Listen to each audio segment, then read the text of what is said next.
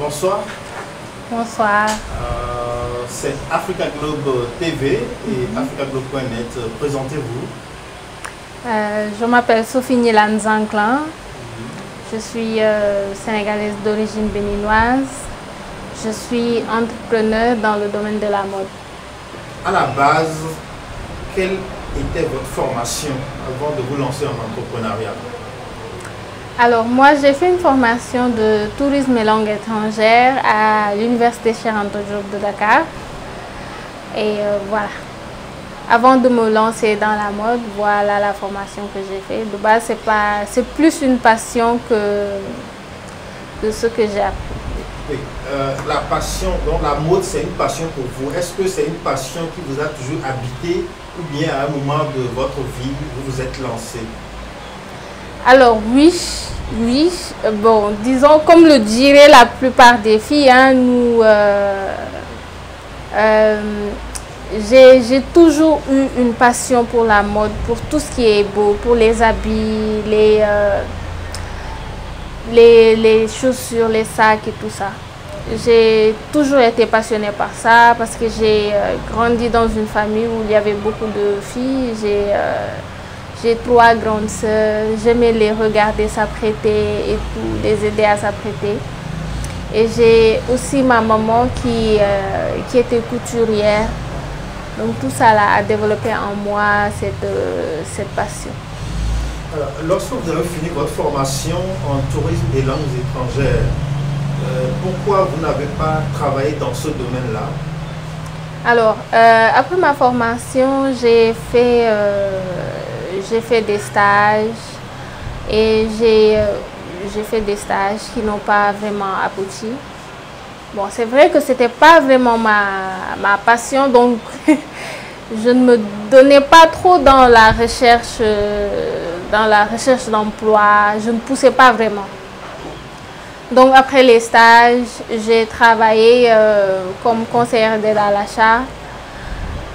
Et c'est après cela que j'ai décidé vraiment, réellement de suivre ma passion. Parce que je me levais, j'allais au travail et tout, mais ce n'était pas avec joie.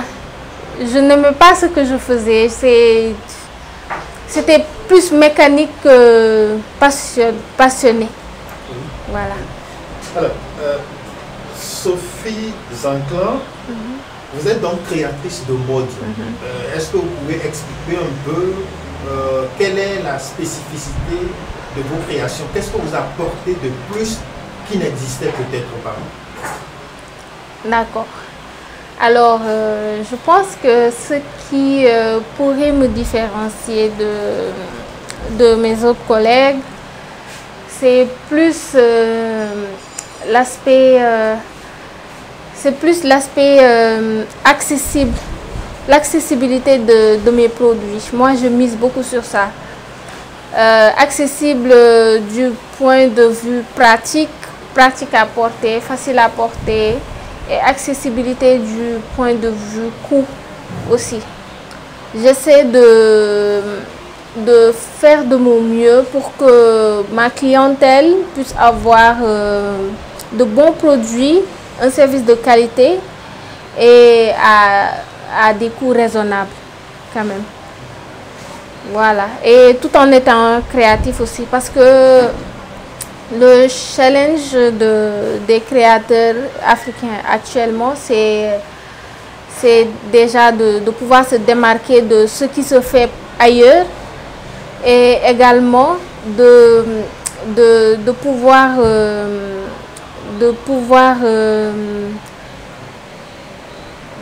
affirmer notre identité africaine. Oui.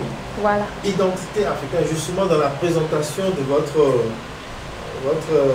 projet, j'ai vu identité africaine. Qu'est-ce que vous mettez dans identité africaine? Alors, identité africaine, nous, notre domaine, c'est la mode et plus précisément la couture, la création de vêtements. Donc, affirmer notre identité, c'est soit dans les coupes ou soit dans les textiles que nous travaillons.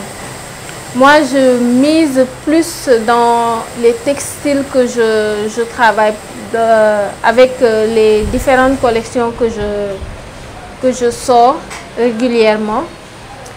Je mise sur les textiles. J'essaie d'apporter cette touche africaine, le vrai textile africain, les textiles qui sont réellement fabriqués ici en Afrique avec des ouvriers, des artisans africains. Voilà, c'est ça l'identité. Parce que le pagne, par exemple, disons que c'est une appropriation. C'est un textile qui est venu d'ailleurs, même si en Afrique, nous avons su nous approprier ce textile et donner de bons résultats avec. Mais je préfère plutôt, en tout cas avec les collections que je sors, avec mes créations, de travailler des textiles fabriqués réellement ici en Afrique. Voilà. C'est quoi déjà, qu'est-ce que vous proposez en termes de vêtements? Je propose tout type de vêtements. Rappelons aussi que So Cute, ce n'est pas que du prêt-à-porter, c'est-à-dire que ce n'est pas que des habits, des créations, c'est aussi du sur-mesure. C'est-à-dire que le client peut apporter son tissu et puis ensemble qu'on voit un modèle approprié à ce tissu. Donc ce qu'on apporte réellement, c'est, comme je te l'ai dit, c'est l'accessibilité. C'est-à-dire des tenues confortables qui puissent aller à tout type d'événements et qui sont adaptées à nos climats surtout. Et qui puissent être aussi originaux, parce que c'est ça aussi le défi. Parce que des tenues, tout le monde peut en faire. L'idée, c'est d'apporter de l'originalité et voilà, de bonne finition du savoir-faire. Voilà. Justement, vous parlez de tissus adaptés à notre climat et tout ce qu'on voit dans cet atelier, on voit que c'est des tissus assez légers. Oui. Voilà, c'est justement cela, c'est la période en fait. C'est la période, il fait très chaud. Il fait très chaud au Sénégal et dans beaucoup de pays africains. Donc c'est la période en fait. Chaque période avec les propositions que je fais à mes clients, tout ça pour... Ah oui, donc de décembre à février, on aura d'autres créations différentes. Oui. Bon, je sors les collections qu'une seule fois par année. Une collection par an, mais à chaque période, à chaque saison, je mets à disposition de mes clients des produits adaptés à la période. Parce que de temps en temps, ils ont besoin de changer, pas forcément la même collection toute l'année. Acheter d'autres choses pour des occasions différentes, d'où toutes ces tenues. Oui, Sophie Zantian, qui sont vos clients aujourd'hui? Alors, mes clients sont en majorité des femmes déjà, parce que je suis plus tenue femme que homme. C'est des femmes, des étudiantes et également de jeunes cadres. En tout cas, ce sont pour la plupart des jeunes. Et est-ce que on peut avoir une idée de comment vous avez fait le lancement, avec quel capital, avec quel partenaire éventuellement? D'accord. À la base, quand je quittais mon dernier travail, je n'avais pas du tout de capital. Pas du tout de capital. On entend ça souvent, mais j'ai démarré avec rien du tout. À part les machines que ma mère avait, parce que, comme je te l'ai expliqué, elle était couturière. Donc j'ai eu la chance déjà d'avoir le matériel. de tout mon parcours jusqu'ici, j'ai jamais eu à faire de sous-traitance. J'avais déjà le matériel, c'est-à-dire les machines, et je voyais avant comment ma mère gérait le personnel, c'est-à-dire les tailleurs et tout ça. Donc j'avais une base. Après avoir démissionné, j'ai donc pris du personnel, un tailleur qui me faisait les coutures. À la base, j'avais pas du tout de clients. Il me faisait les habits, je portais bien, et quand j'allais à la rencontre des gens, je me mettais bien. Je m'habillais très très bien, je me maquillais et tout. Et puis on me demandait où est-ce que tu as appris, où est-ce qui t'a cousu et tout. J'ai dit que c'était de moi. Et c'est comme ça que j'ai pu avoir mes premiers clients. Mais au début, c'était super difficile. Mais par la grâce de Dieu, ça va. J'ai su, avec l'aide aussi de mes parents, mes frères et sœurs, et mes amis surtout, me faire un petit nom.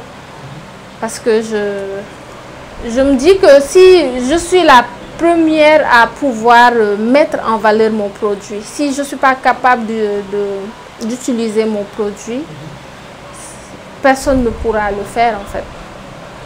Voilà. Et vous confectionnez également pour les hommes? Oui. Apparemment très peu. Oui. Les hommes ne sont pas... Ils ne déboursent pas pour s'habiller. Si pourtant. Si pourtant. Juste que, disons que dans toute chose, il y a des spécialités. Comme quand vous allez en médecine, il est plus sûr de se faire opérer par un cardiologue quand on a des problèmes de cœur que par un généraliste. Voilà, donc disons que ma spécialité, c'est les femmes. C'est les habits pour femmes. Je suis plus inspirée à ce niveau que pour les hommes. Je veux, avec le projet que j'ai, pouvoir mettre en place un grand atelier qui pourra proposer, comme le font les grandes enseignes, comme Zara, H&M et tout, proposer des produits de bonne qualité et accessibles. C'est surtout ça, parce que c'est le moment pour nous autres Africains de gagner le marché mondial. Je pense que c'est le défi de tout autre entrepreneur, c'est pouvoir s'affirmer sur le plan continental et mondial également. C'est ça en gros mes projets dans le long terme. Et que pensez-vous de l'entrepreneuriat des jeunes aujourd'hui au Sénégal? Wow, quelle question. Oui, beaucoup de bien. Je pense beaucoup de bien de l'entrepreneuriat des jeunes au Sénégal. Parce qu'on sent quand même une motivation derrière et une volonté de bien faire. Parce que ce n'est plus l'époque où c'était entreprendre pour entreprendre. Maintenant, les jeunes entrepreneurs ont le souci du détail, ont le souci de la perfection, du bien faire, d'apporter ce qu'on avait l'habitude de voir ailleurs, ici tout près chez nous. Je pense que c'est... il y a de l'innovation. Il y a de l'innovation. Il y a beaucoup d'innovation. Il y a... ouais, beaucoup d'innovation. Donc, est-ce qu'il faut dire qu'il y a quelque part une certaine maturité? Oui, il y a une certaine maturité et une prise de conscience. Mais également, qu'on se le dise, un manque de... j'évite de dire manque de choix, mais quand on fait face aux réalités, par exemple, on sait qu'ici, en Afrique, au Sénégal particulièrement, on peut avoir un doctorat et chômer. Et il est important pour les jeunes de travailler. Si on n'a pas d'embauche, on n'a rien, on se tourne forcément vers l'entrepreneuriat. Mais ce n'est plus un retour vers l'entrepreneuriat juste pour s'occuper, mais pour bien faire les choses. On sent cette volonté de bien entreprendre. Même si c'est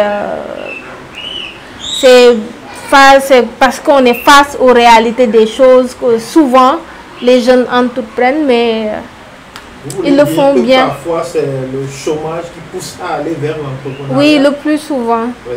Est-ce que c'était votre cas? Bon, moi, je dirais pas le chômage parce que j'ai quitté de mon plein gré mon travail sans... Parce que vous ne vous sentiez plus. Voilà. Donc, c'était peut-être, disons, une chance de mon côté de pouvoir avoir le choix de quitter ou non son travail. Parce que en 2021, si on peut se permettre de prendre ce type de décision, c'est une chance. Ouais. Donc, qu'est-ce que Sophie fait comme chiffre d'affaires? Oui.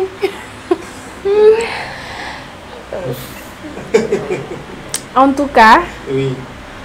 Je ne vais pas dire que je vais cacher et tout, mais disons que je m'en sors plutôt. Je rends grâce à Dieu parce que souvent les gens ne veulent pas être clairs, mais moi je dis que je rends grâce à Dieu. Ça sera difficile là de te donner des chiffres parce que j'ai pas les éléments devant moi. Qu'est-ce que vous avez comme charge déjà? Bon, j'ai des employés à payer. J'ai déjà trois tailleurs, un maître tailleur et 2 autres tailleurs. J'ai la location maintenant parce que depuis janvier, j'ai mon propre local. Avant, je travaillais chez moi et tout, mais par la grâce de Dieu. Et grâce à mes, qu'on se le dise, clients qui ont toujours été fidèles et tout, et qui me soutiennent. Et grâce à mon travail, j'ai maintenant un local que je dois payer, les factures. Voilà quoi. C'est ça que j'ai comme charge. D'accord. Et donc, les compétences en tourisme et langue étrangère, c'est fini. Maintenant, c'est la mode. Non, ça ne finit pas parce que ce qu'on apprend va forcément nous servir à un moment ou à un autre. Oui. Par exemple, quand j'achète un billet d'avion, j'ai quand même des bases. Ça peut me permettre de prendre une bonne place dans un avion, de pouvoir m'orienter moi-même et tout. Quand je vais dans un hôtel, comprendre comment réserver, quelle période et tout. Les connaissances ne desservent pas. Tant que ça reste dans la tête, ça pourra toujours servir. Sophie Zanclan, Africa Globe vous remercie d'avoir partagé votre expérience d'entrepreneur et vous souhaite bonne chance. Merci à vous, merci pour l'interview, merci pour l'opportunité que vous nous donnez de nous exprimer, de plus nous faire connaître. À bientôt. Merci.